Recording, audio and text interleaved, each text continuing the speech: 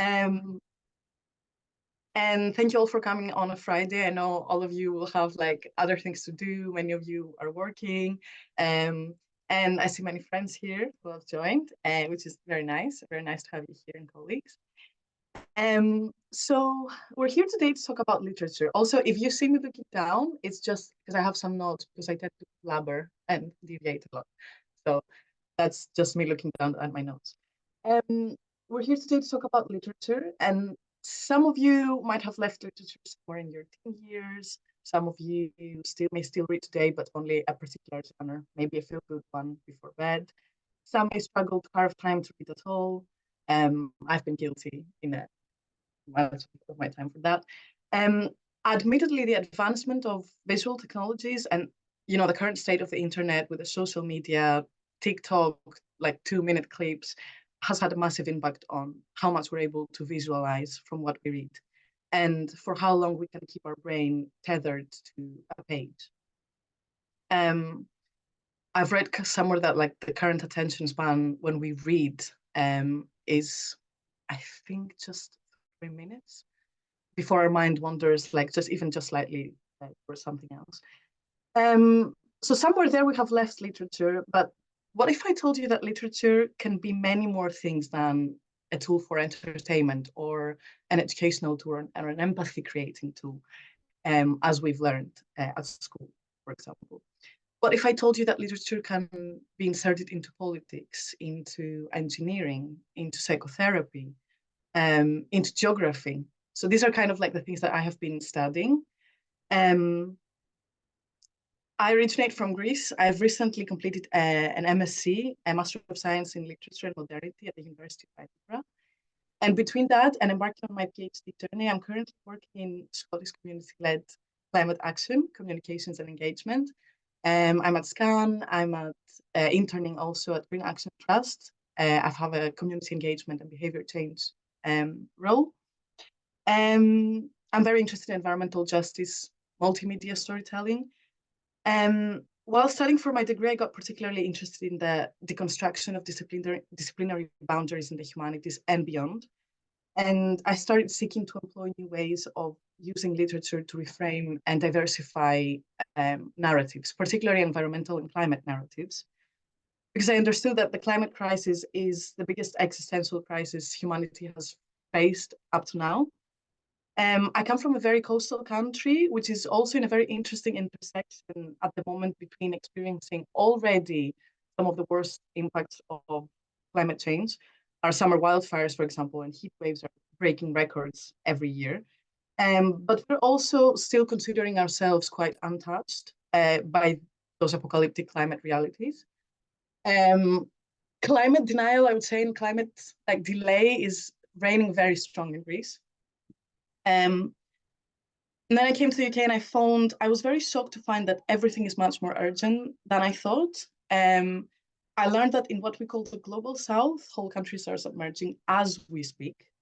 There are being copies of like whole cultural outputs created on the metaverse of like countries sinking, such as Tuvalu, for example.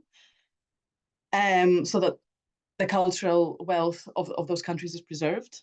And I was shocked to find that in what we call the West, in the higher education sector that I was, although there are programs that focus on climate mitigation, climate adaptation, and all these things, the main culprit for climate change, which is the fossil fuel industry, and I'll elaborate on that, is not only not emphasized as it should be, but most harrowingly is also endorsed within university structures. And that is very much the case in all, I'd say, Ivy League universities, even in the US and the UK, for example, the Russell Group of universities. And that is happening through cultural and academic ties that are not being severed, but most harrowingly through career fairs, where the representatives from companies linked directly or indirectly to the fossil fuel industry outnumber by far any other career sector. And this, I've seen this from like lived experience as well. I've been to many of these career fairs. So I decided to use my positionality, kind of quite a privileged one as a student in the UK, to focus my research around the notion of climate change not as an impending doomsday or apocalypse, because we have seen, first of all, this is mainly how it's depicted on mainstream media, but also such feelings and attitudes statistically lead to inaction, but rather as a unique window of opportunity to rebuild the world as it should be. And I'll elaborate on that later. In this world, the arts and within them literature produced from climate vulnerable, marginalized communities, and that means Indigenous, BIPOC, working class, any underrepresented group, coastal communities, for example, here in Scotland, that are vulnerable. So the arts and literature produced from there are vital tools because they bring to light and upend oppressive regimes which created and sustain and perpetuate climate harm. But they also offer invaluable solutions and lessons for moving forward, both in a localized and an international context, because combining them is very important. But let's take things from the beginning. In order for us to understand why the arts, and particularly literature, is a game changer in the climate crisis, we need to reframe, I would say, not understand, what I call some basic concepts. If I had not been to university, I wouldn't have access to reframe. I wouldn't have had the chance to reframe these concepts myself. And so I think knowledge transfer is really, really important, kind of like a academic activism, where it's like radical transfer of knowledge around these basic concepts that many people have in a particular way in their minds that hinders taking action on climate change, or rather the correct action on climate change. And I'll talk about that. The first one is who is mainly responsible for the climate crisis. We've been led to believe for many years that if we minimize what we call our individual carbon footprint, things will magically get better. Don't get me wrong, I'm all for doing our part on the matter. I'm all for, reusable things, or like non-plastic straws and everything. But when we see reports such as these ones that I have here on the screen, you can read them on your own time, which basically shows that 57 companies are responsible for 80% of emissions. We understand that something's not quite right about the things that we are being said. We're here because of the extraction and burning of fossil fuels by very particular companies. And again, the concept of companies is a very tricky one as well, because people can hide behind companies. And I don't want to, or especially, for example, we see here that top 3 emitting companies since the Paris Agreement, Saudi Aramco, Gazprom, and Coal India. Again, we see India, for example, but there are a lot of issues with that here. It's very easy for us to say, oh, there are people in the third world that are polluting a lot. But there are a lot of like colonizing or post-colonialism concepts here that have led India to be the polluter that it was, and I'll elaborate on that. So fossil fuel companies, the male culprit. Why are we in that crisis in the first place? How have we come to that stage? The fossil fuel industry, oil, gas, coal extraction and burning, has historically evolved from colonial projects of countries such as the UK, very well-known colonial or former colonial countries in Europe, and then after the UK, the US, who, wanting to fuel their industrial revolution, were annexing many nations across the world to gain exclusive rights and access to their fossil fuel reserves. I'm sure all of you have in your minds some instances where this is happening, usually using indescribable violence in the process. So we're talking about land grabs, land seizing. For example, I've got an example here, Nigeria. When Nigeria became one nation under British colonial rule in 1914, London granted exploration rights to Nigeria's oil exclusively to British companies such as Shell and BP. As time went on,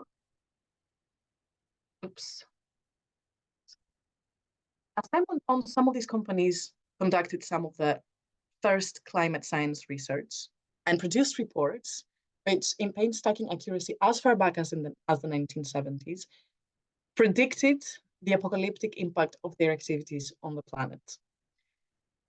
This is not something that has been around for a while. These reports, and I have some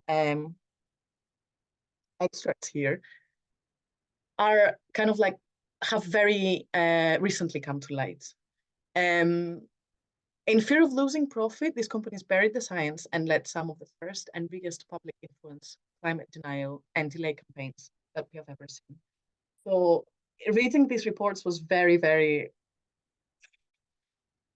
I don't know, emotionally hard for me. For example, I see in the left, in the bottom left, that they're saying about changes of a magnitude, well, sort of catastrophic. Observable effects in the year 2030, so they've even marked particular years, are likely to be, well, sort of catastrophic. They're talking about the non-reversibility. In the center, again, they're framing within the next 75 years. So we see the accuracy is like very interesting.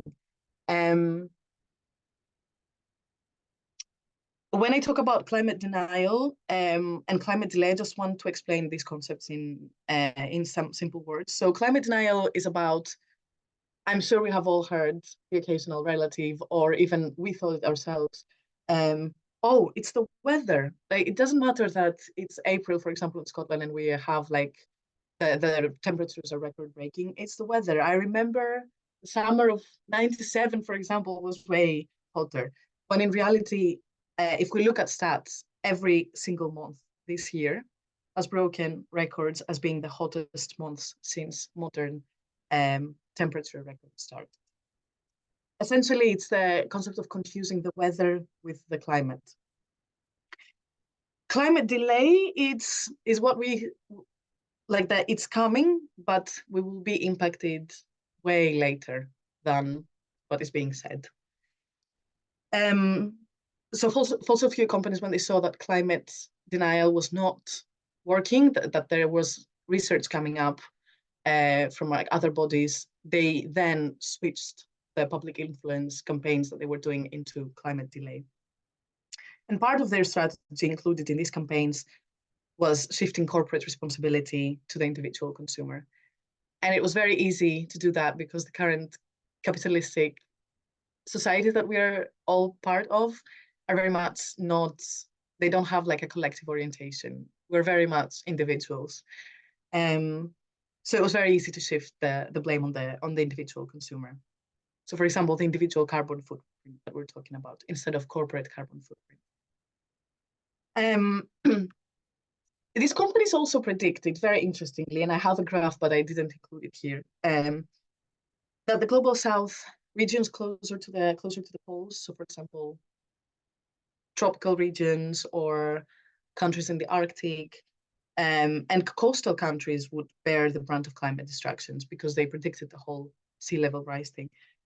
Again, we see a deliberate choice being made there, governed by the same ideas, interestingly, that colonialism was founded upon, and in many cases perpetuated in the exact same locations that colonialism was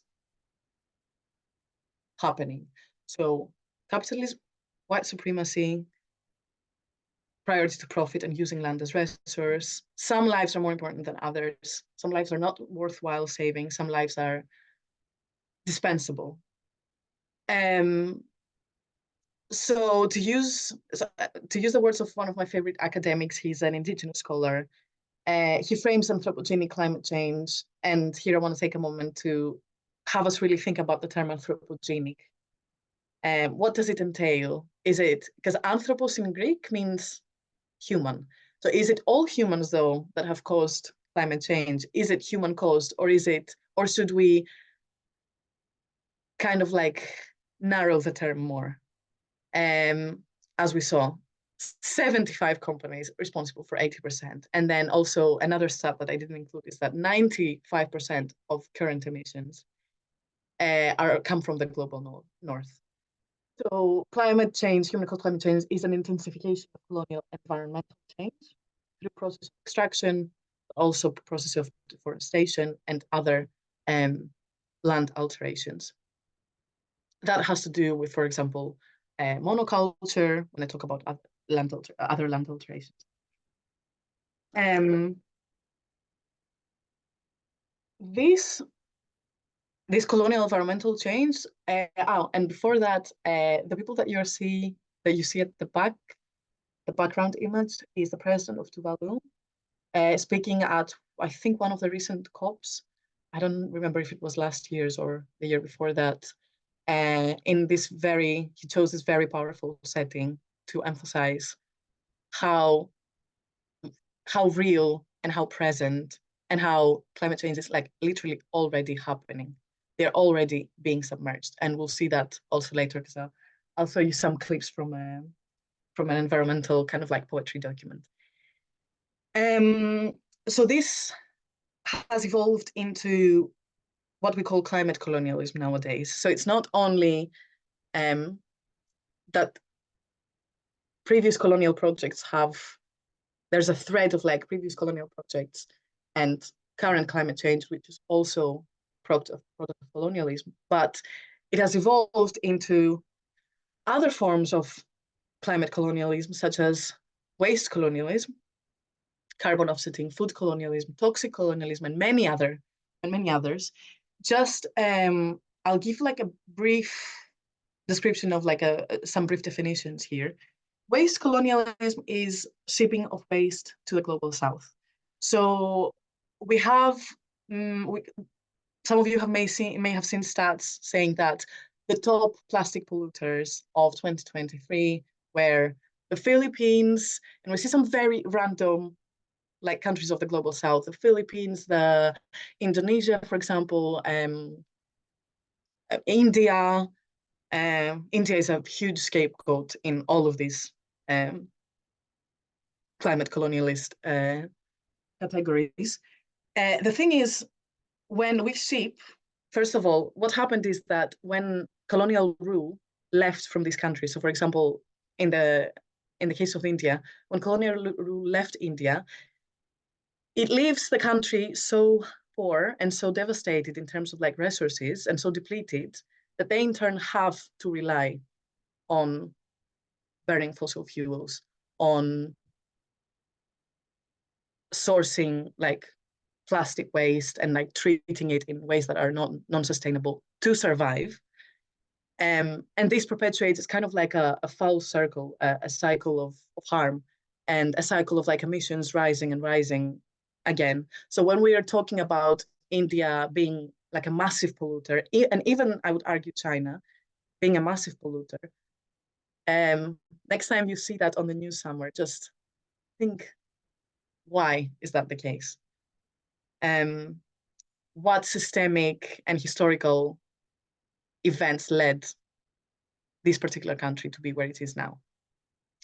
Carbon offsetting is transferring polluting corporations and factories from the west to the south, or to countries with lower GDP, to avoid carbon fines and to appear climate friendly in emission reports, for example. Toxic colonialism is the transferring of contaminants, hazardous substances, nuclear radioactive material, far away from metropolitan centers. So for example, when the US doesn't want to have some radioactive waste that has produced near where civilians live, they kind of like transfer it with ships, etc., into countries such as like, particularly island countries in the Pacific. And I'll talk about it later because I did my dissertation on that. So where do the arts and literature come in? The amount of environmental literature that has been produced in the first decades of the 21st century has had no precedent. And literature produced by marginalized populations regarding environmental crises is invaluable because of its many capacities. As a first note, though, in order to understand why literature from the margins is important, I want us to remember and think about it for a minute, that how marginalized populations' viewpoints and perspectives are really hard to come by. With the advancement of social media in the last decades, it's kind of, there's been a space for them to become visible. But in other spaces, for example, law or academia or politics, we rarely see them, and there's a reason for that. So there are court cases of such countries, for example, when they take their complaints about environmental issues and how they're being destroyed by the global north, are usually dismissed. Their academic presence is not taken as seriously as other nations. We have this kind of like academic racism. Their political presence is deliberately obscured or forcibly influenced by countries that have tied them with former colonial or neo-colonial bonds. And I'll bring here the example of the Marshall Islands, for example, which, even though it has been granted independence and is considered an independent country, it's still tied with the US through the Compact of Free Association that they have signed, which grants the US access to their land and waterways until 2066. And so this is why, for example, we see the Marshall Islands. For those of you who don't know, the Marshall Islands are in the Pacific Southwest. So think French Polynesia, Micronesia, kind of there. And that's, for example, why we see the Marshall Islands recently, for example, abstaining from the vote or voting against a ceasefire in Palestine, essentially following US guidance and voting. And again, a huge amount of environmental activists, especially indigenous, where, for example, that's a source where we could hear marginalized voices, are being killed every year in countries such as Brazil, Ecuador, Peru, Alaska, and so much more. There are records on casualties every year. In the next slides, I'm going to bring examples from two works to illustrate the different functions of literature. The one is the novel Solar Storms by American Potawatomi, it's like a Native American writer, Linda Hogan. And this is the highlighted things that you will see, because I've taken pictures from my very own book. And the other one, which you will see, the poetry, is from the first published poetry collection by a Marshallese author, by Kathy Jetnell Kitchener. So the first, Solar Storms, links climate destruction in Native American lands with the history of environmental colonialism, and particularly the mega dam hydroelectric projects in the north of the US. In Ayub Jaltok, Jetnell Kitchener attaches climate change to the colonial legacy of US atom bomb and nuclear testing in the Marshall Islands and wider Pacific in the era of Cold War, by exposing the spectrum of colonial, environmental, and biological violence that enables them both. So just to give a brief historical insight on that, during the Cold War years, the United States tested an insane amount of atomic bombs in the Marshall Islands, because it was the safest place for them to do so, just because it was the Marshall Islands were deemed the place most far away from metropolitan centers. And so they thought that radioactive contaminants would not reach inhabited places. In reality, with reports that came back after some years, like 1980s and stuff, it was revealed that they actually wanted to use Marshallese populations as an experiment so that they could test the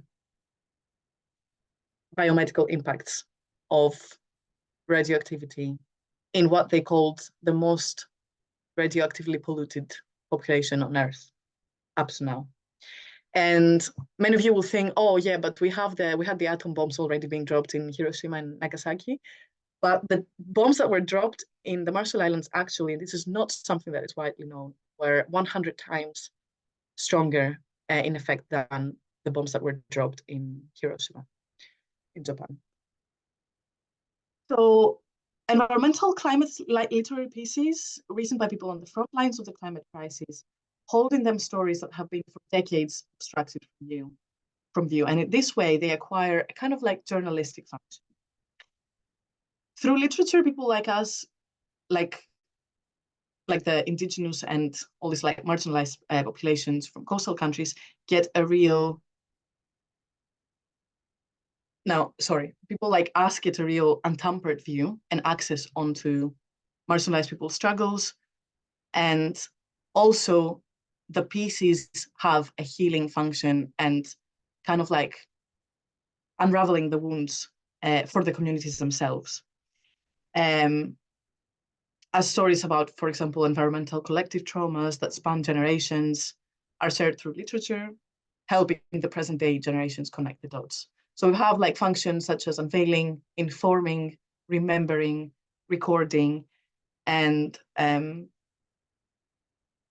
so, for example, in the extract that I have from Solar Storms here, we see an elderly Native American lady who goes back to the place that she was born because she has decided that she wants to die there. And she sees that everything has been altered, has changed. Dorarus had gone home to die in a place that existed in her mind as one thing. In reality, it was something altogether different. The animals were no longer there, nor were the people or clans, the landmarks, and not the water they once swam in. It's interesting because that book is always plays into a dialogue between the younger generations. We have like the granddaughter, and the whole kind of like narrative is the grandmother talking about how it was before and how things became after the hydroelectric dam projects. So kind of like transferring information, historical information from the past to the present and making her connect the dots. Again, the same thing with the Marshall Islands. This is one of my favorite poems of the collection. It's called Tell Them. And also this collection is meant to be performed orally. So the poet has performed it in various venues around the UK and elsewhere in the US.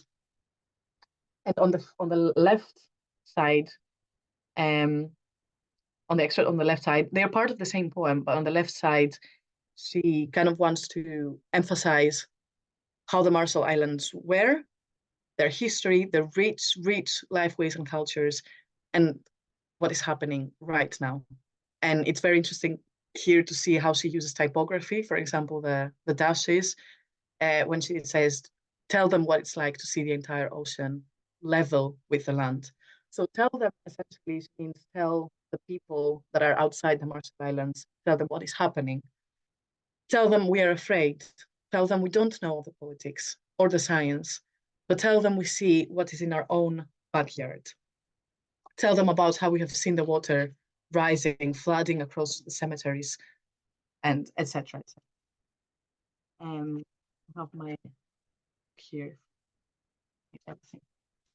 So these pieces trace the legacies and the systems that uphold climate change: colonialism, fossil fuel industries, lobbying, white supremacy, and even growth capitalism, petrostate capitalism, and all these kind of things.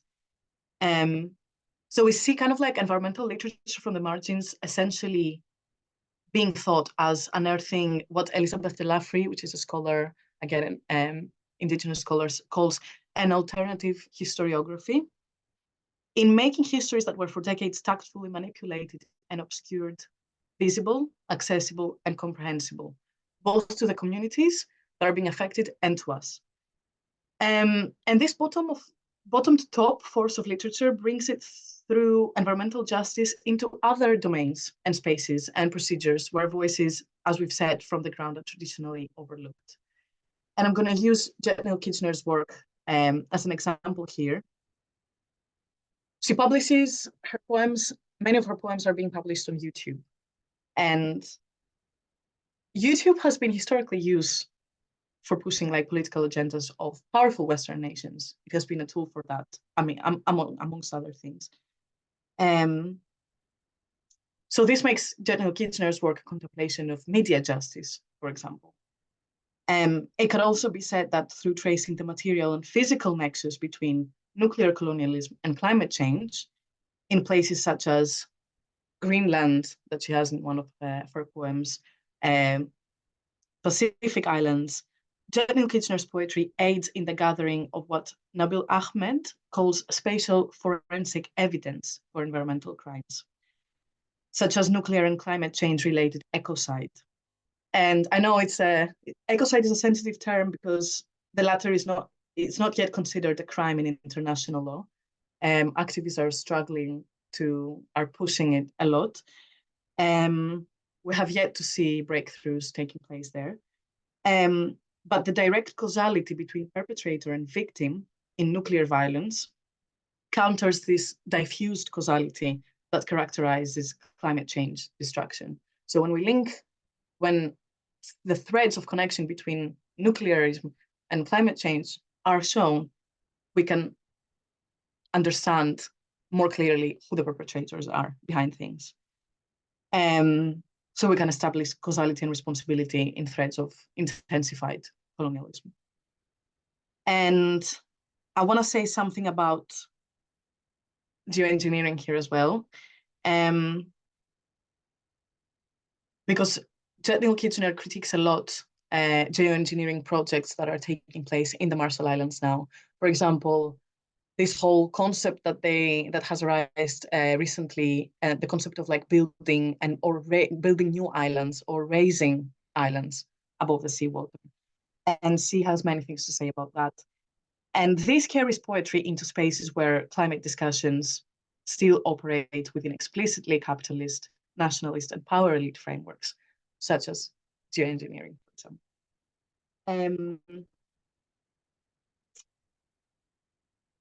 Just because we're discussing geoengineering now, I want to take a minute to talk about a recent conference proposal that I put together. The conference is called Precarious Water Futures, and it's an interdisciplinary conference. So the people that are going to be talking there will come from politics, engineering, policy making, many different sectors, and the humanities. So the proposal that I put forward is on the impact of sea level rise on nuclear repository infrastructure. And for a little bit of context, as water behavior is altered rapidly in countries such as in coastal countries, for example, or like countries in the Pacific or countries in Greenland, with the sea level rise, the melting of glaciers, etc., water breaches the faulty, once thought permanently sealed nuclear tombs that exist in many of these countries. When I say tombs, I mean US kind of like burying nuclear waste in particular structures and then leaving it there and departing. For example, in Greenland, what they have done is that they have sealed, I don't know how many tons of radioactive, I think nuclear missiles in ice, because they thought that ice would be an isolating material. They thought it would be stable. But now, with the melting of the glaciers and the permafrost, we have radioactive leakage, which is affecting severely human and non-human habitability, health, and resilience. And in the Marshall Islands, in the Pacific, we have, in a particular island, the United States collected all the remnants from the atomic bomb dropping, which are highly radioactive, and they buried them in a dome structure. You can research that. We can find pictures on Google, for example. It's called the dome structure on Rooney Island. But the way they made it, they didn't take into consideration, for example, that this was built in highly erosive ground. And so we have like water tides, storms, king storms coming into the area, and the sea level rising. Essentially is creating cracks into the structure. And the radioactive materials are leaking into the lagoon and are reaching very far and wide. So when engineers built that, they didn't consult indigenous populations as to how to do that.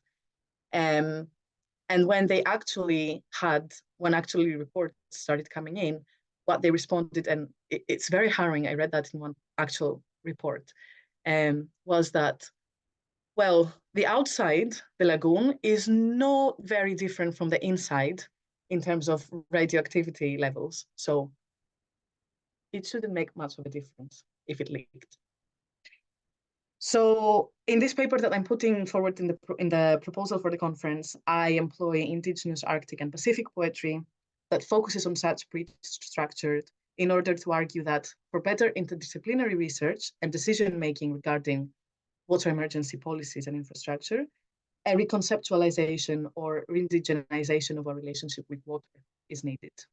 And that plays into how literature is used to reframing, for reframing concepts. So what if we think along with water instead of against it? What if we think in principles of fluidity, porosity, relationality as a method and practice for environmentally sustainable and just structures and futures? In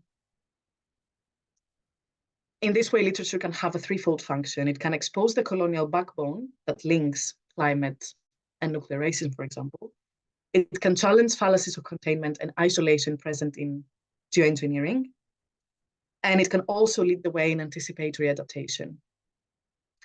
So how will adaptation for coastal communities, for example, look if it was centered around remembering and embracing our ontological immersiveness in the sea, rather than trying to fight it? And that has a lot to do with, for example, with Scotland's coastal countries and all the strategies that are being developed in Scotland for adaptation and mitigation. So yeah, the second part, the second function of literature would be this kind of like defamiliarization of concepts and refamiliarization. So deconstruction of things that we have, that we think that we know, and that we have received non-critically, for example, many of us. And we can do so through questioning and rethinking mainstream history from the ground upwards, as I've said. So for example, I've got two instances here. One, it's from the solar storms. It's the moment where electricity reaches native village. And they say, I thought back to Tulip's words about loneliness. I knew what loneliness was. It was the enormous river now gone. It was the river traveling out of its raging swift power in life into such humdrum places as kitchens, stoves, and refrigerators. The river became lamps. False God said, let there be light, and there was alchemy in reverse. I'm not talking obviously about, such like radical things as like ditching electricity altogether, but I just put it here so that we can understand that even concepts that we think that we take for granted, such as electricity, can be thought in a very different way than we used to.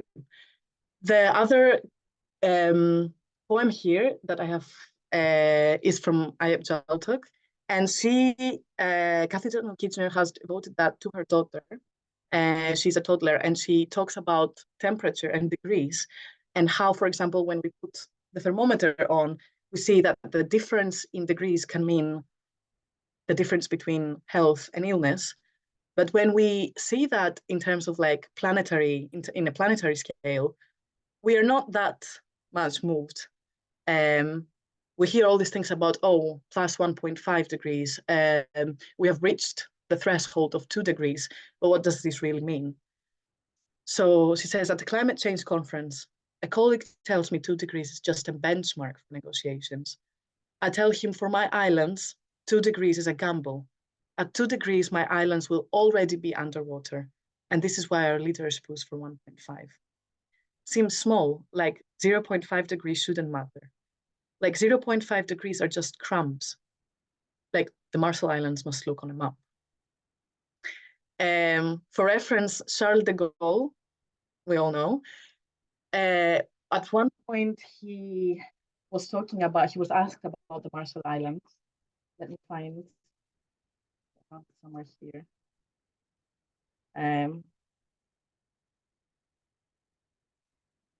What he said.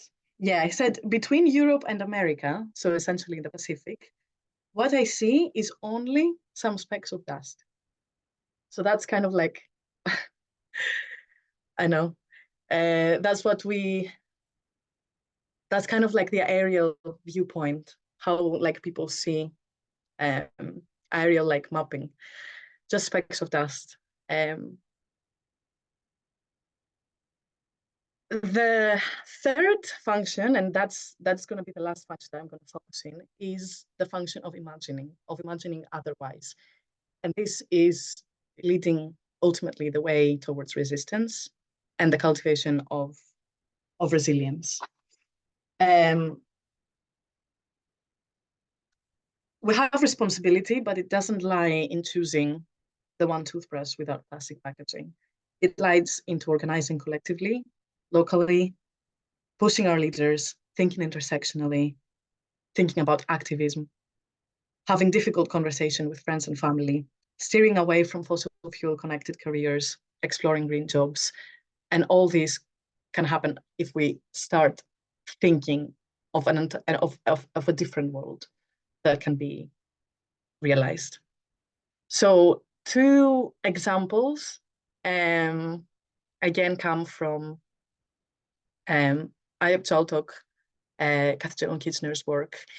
And one of them, this poem is called There's a Journalist Here. And it's again about how media depicts things and how marginalized populations think and imagine about things. So she says, there's a journalist here who wants to interview you. They want to hear about your house, how it collapsed as the water rushed in. They want to hear about how your journal, how you walked to soggy pages. That's what they want to hear. They don't want to hear that maybe you're imagining a new house with doors, clear windows, on a grassy hillside.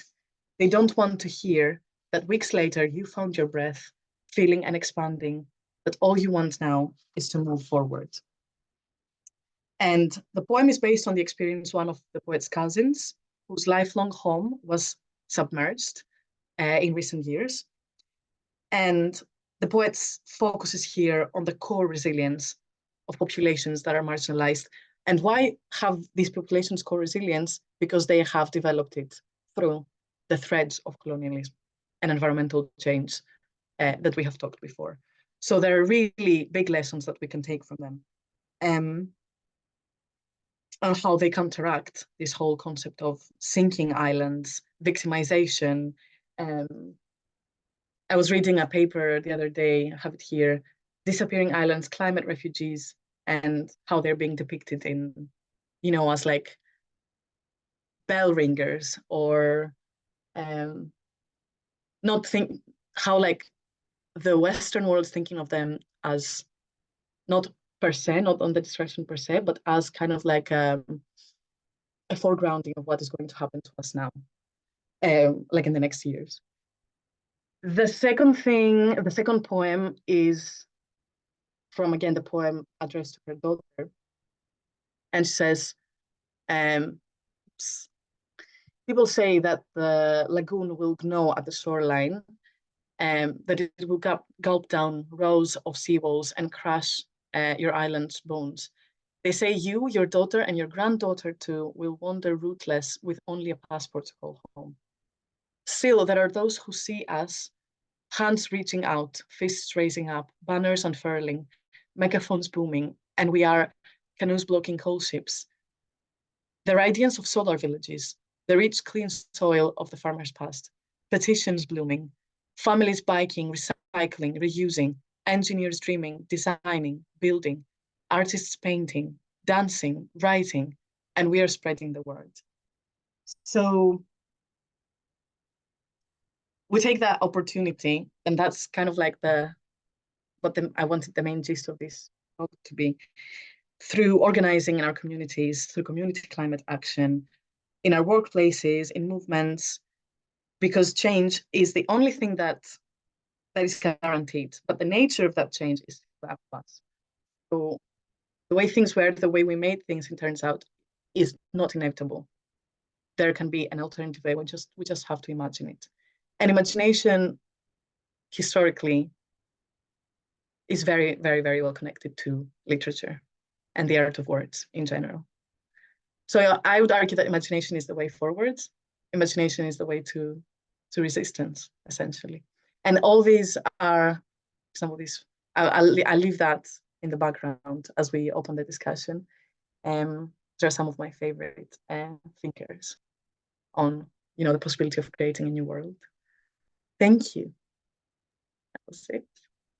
Fani, thank you so much. That was fascinating, sobering, and certainly at times shocking. Yeah, certainly my reading list has now increased as well. So it's lovely. I mean, you talk about imagination being the way forward, and I suppose underneath that for us is about stories. Some of the work that we do or I do is inspired by the Young quote that says the reason for evil in the world is that people aren't able to tell their stories. Exactly.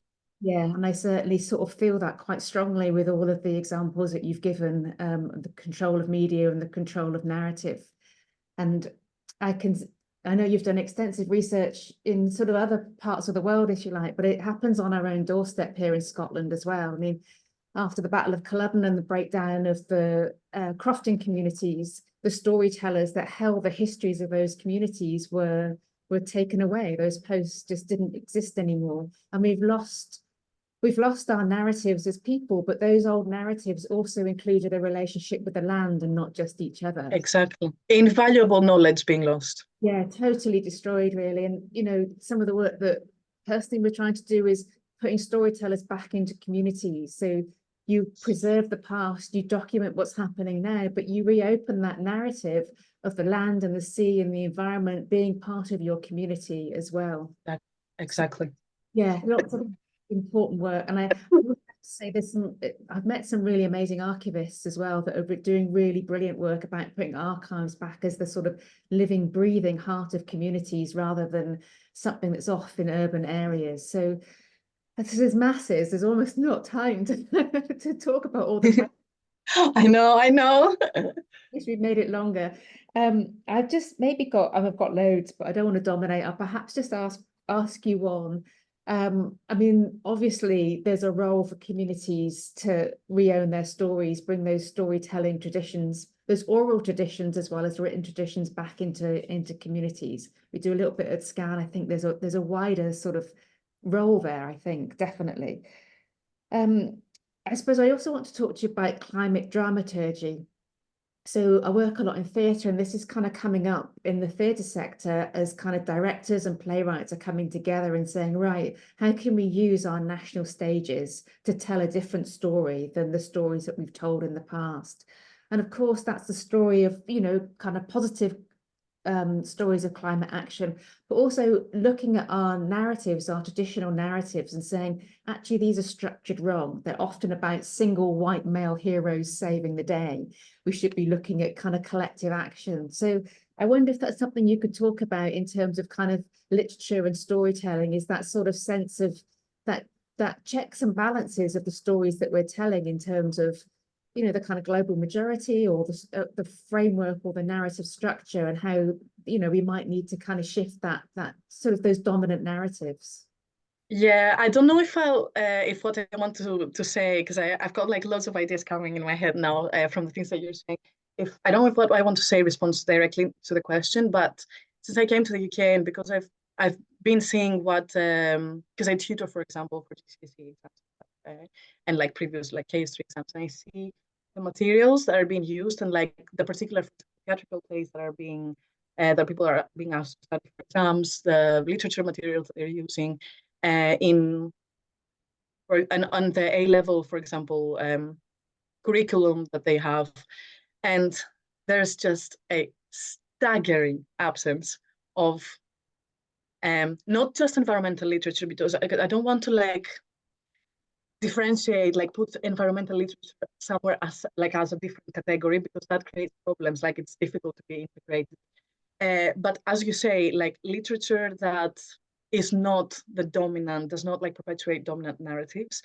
And particularly in the UK that has like this huge colonial history, I don't see literature and like pieces selected that can like create this change. And this is very, very vital because, and I have that awareness because I'm not from here, so I can see it from like an external point of view. It's very interesting to see how like UK citizens are not necessarily being alerted into any sort of like political things from their family environment or from an educational environment. So we kind of like need an educational reframing, but also like a way that these things can seep into family conversations from when people are young, from when they are within like the family environment still, so that things, because for example, that's the way Brexit happened, even though like 68, 70% of the population does not endorse it, is because people are not encouraged to think critically and politically from a very young age.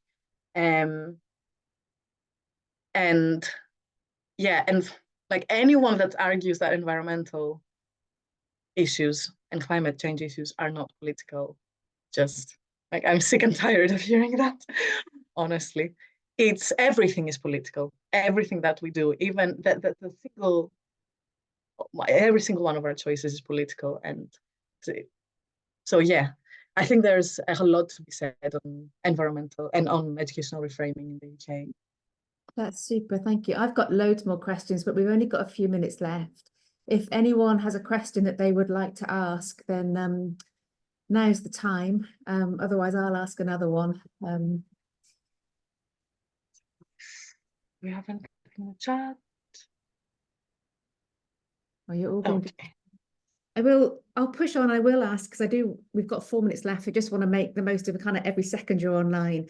And that's kind of, I want to look at the publishing industry. And I've heard this kind of quoted from people who work in publishing or run bookshops, and they say, quote unquote, climate is big business.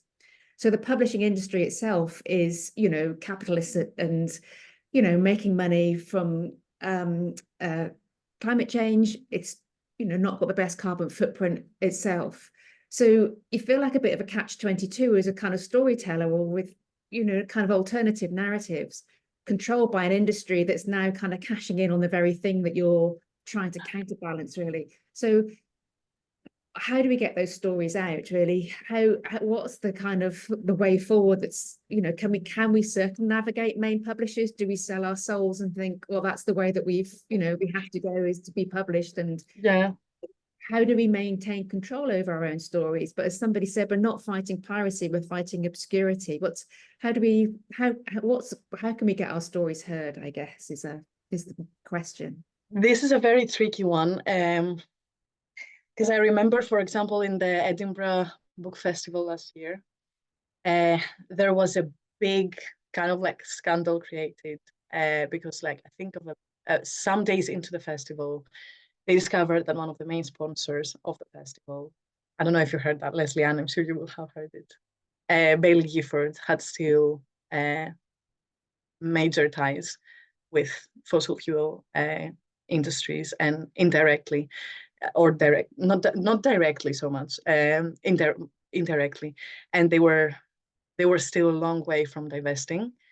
And then there were like a huge assembly of writers from the book festival gathered together and said, for example, we're not wanting to participate. I was in a speech by a particular writer, and she walked out. She took the talk, and she walked out, and she staged on the kind of like a patio that was there. She staged a protest with all of us that we were in the audience, and towards like Baillie Gifford and stuff. And they said that they were not going to participate in next year's, for example, book festival if the festival did not drop the sponsor, or if the sponsor did not divest from fossil fuel ties, from his fossil fuel ties. The thing is that this didn't go anywhere because we are still very much dependent on these big publishing houses that have not severed ties yet. If people choose to go on like more smaller independent publishing houses, there's the risk of like not being heard, not having that much of an impact. The good thing is that more and more like from these organizations are cutting ties, because it's like also like for corporate profit, they don't want this whole negative impact and reputation and stuff to take place. So we see divestments, and here I wanna. It's a bit of a controversial topic, but I really endorse mildly disruptive action. So, when they have like press conferences and these kinds of stuff, people like activists going in and disrupting talks and speeches, putting up banners, letting the audience know. Because we know each of us might be in our own like Instagram bubble. You have these like bubbles on Instagram where like me that I'm very interested, I'm getting like all the content related to environmental stuff. But for example, my cousin that is he's a software engineer, he sees different things on Instagram. He has literally no awareness that 57 countries are responsible for like 80% of emissions. And many times when I argue as things with like my families and my relatives and stuff, they say, "Are you sure?" Or "This sounds like a big conspiracy. Do you have like stats and are papers written by that?" I'm like, "Yes, but there are hundreds out there, but it turns out that they don't have access to them." And that's a big issue. So yeah, kind of like mildly disruptive action. I'm aware that many people would not want the legal consequences of that. But I don't know, like things have been disruptive so long. The concept of like disruptiveness has been like violence has been such a big part of like the way regimes operated. So I don't see why mildly disruptive action could be of any harm. Sorry, I think you're muted.